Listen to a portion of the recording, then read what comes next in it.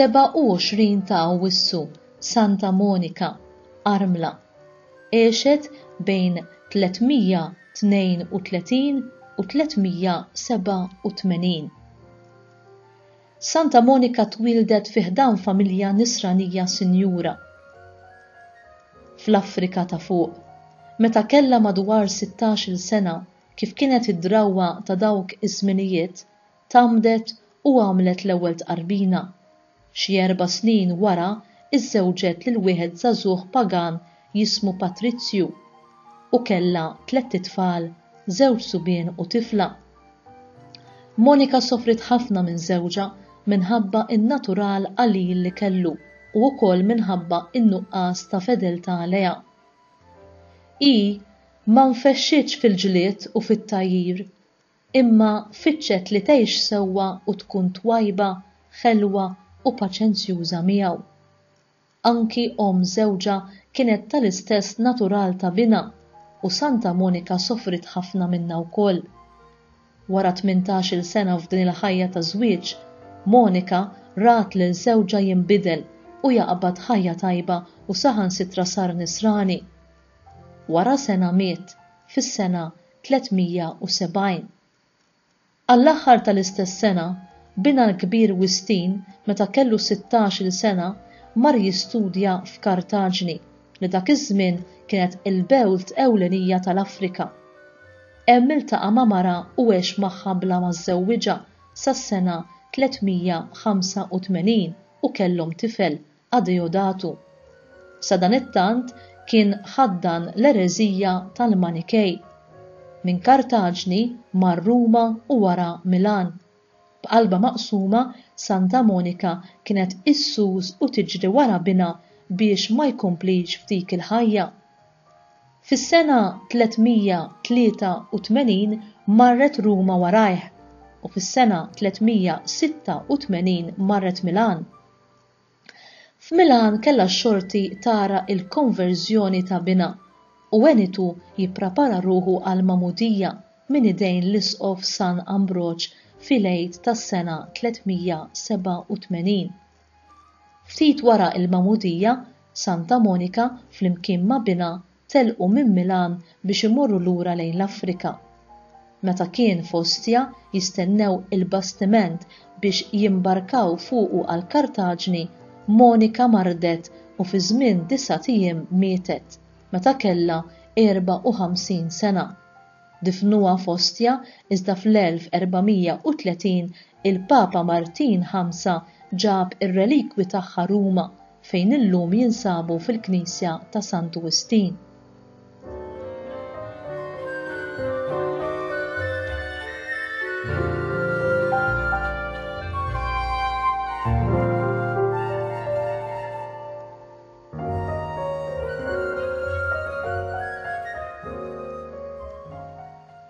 Illum tintaqa' ma' bosta nies, mod speċjali ġenituri, li għandhom storja taqsim il-qalb xi rrakkuntaw dwar iben jew bint jew xi ħadd qarib tagħhom li ħarġu il-barra mit-triq tal-fidi, li m'għadhomx imorru qudies, jew li qed jgħixu ħajja immorali, jew li lanqas għamdu lil uliedhom u ma jistaqsu imma x'nistgħu nagħmlu?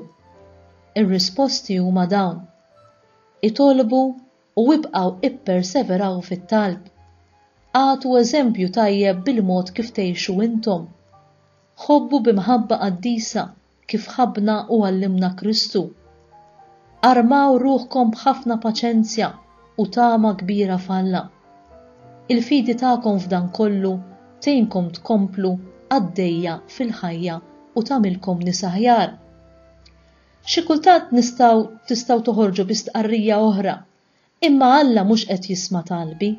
Fil-fatt, Alla jisma' kull talba li nagħmlu għall-oħrajn, imma hemm ċerti limitazzjonijiet fil-mod kif huwa iwieġeb għal talbna. Pereżempju, Alla ma jistax ineħħi l-libertà tal-għażla mill-persuni u jġelhom jerġgħu lura lejn il-fidi bil-fors. Alla huwa mħabba u jħobbna tant li ma joħodilniex il-libertà tagħna għax tassew li mħabba hekk titlob. Mela met inti tagonizza fuq persuna jew persuni li telqu l-fidi, għandek tiftakar li Alla qed jaqsam miegħek din is-sofferenza. Jekk int jiddispjaċik tant għalihom, immaġina kemm aktar huwa ddispjaċut Alla u li xerred demmu fuq is-salib għas-salvazzjoni tagħhom. Meta naqsmu dbatijiet simili ma' xulxin, dan irressaqna qrib xulxin.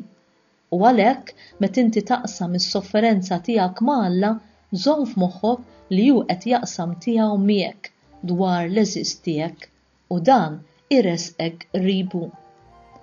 Imma x'se jsir mill-persuna jew persuni mitlufa? Ejjew inkunu bħal Monika li talbet fiduċja u kbiet fuq bina wistin għal 30 sena sħaħ. Afda dak li San Ambroġ qal lil Monika meta din fetħet qalba miegħu dwar il-qagħda ta' bina. Ħallih, kompli jitlob għalih. Huwa impossibbli li dan ibnek li fuqu xerrid ħafna dmugħ jintilef. Min jistenna jitenna. Imma rridu nistennew kif stennit Santa Monika, bis-sabar, bil-kuraġġ, bil-għaqal u bit-talb. Għada niċċelebraw il-festa ta' Bina Wistin li mhux biss tammet imma sar isqof ta' Hippo, għex ħajja ta' qdusija u minħabba il-kitbiet prezzjużi li ħallilna ġie iddikjarat qaddis u duttur tal-Knisja. Altru sema x'talba Alla, Monika irnexxiela tara il-konverżjoni ta' żewġa, tal-kunjata u ta' Bina Wistin. Nistgħu ngħidu li għexet propju biex titlob sa ma jseħħ dan u mietet tassew ħinja. U int, għalfejn qed tgħix? X'inhu l-iskop ewlieni ta' ħajtek? Taħdem biex tara il-konverżjoni ta' dawk ta' madwarek?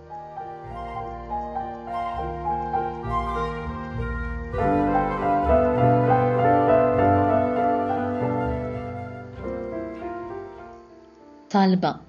O Alla faraġ tal-imniktin, int kollok ħniena, il-qajt dmuħ li Santa Monika xerdet bil-qalb għall-konverżjoni ta' Bina Santu Wistin. Bit-talb tagħhom it-tnejn, għatina li aħna nibku ħtijietna biex naqalgħu il-grazzja u l-maħfra tiegħek. Nitolbuk dan bi Kristu Sidna. Amen.